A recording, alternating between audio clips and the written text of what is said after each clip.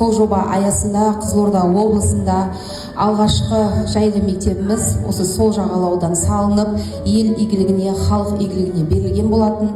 Міне осындай ұлттық жобаны жүзеге асыруға және де осы жобаны дұрыс жүргізіліп осындай мектептің салынуы, мектептің жайлы болуы, әрбір оқушының талантын, дарынын ашу үшін ерекше құрмет көрсетуге бұл жерде SAMRUK-KAZYNA CONSTRUCTION мекемесін шақырып отырмыз. Енді көп алғыс білдіргім келеді, себебі осы ұлттық жобаны жүзеге асыру барысында бұл кісілер осы мектептің құрылысы басталмай тұрып, оның авторлық жобасынан бастап, оны қалай жүзеге асырамыз деп, және бас аяғы жұмыс жасау үшін, осы мектептің салыну үшін дәнекер компаниясымен бірлесіп, осындай бізге үлкен, жылы, іші мейірімге толы, бақытқа толы, бақытты мекенді салып беріп отыр. Құрметті, қадірменді ұстаздар, оқушылар, ата-аналар қатысып отыр.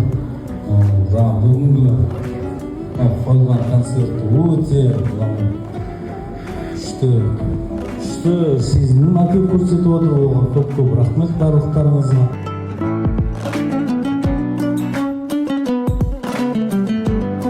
Мектептің үйірмелері бар, мұғалімдері бар, жұмыс жасауы бар, балалардың өте жақсы, бізге ұнайды. Сондықтан мен де қызым жаңа өнер көрсетіп жүргізіп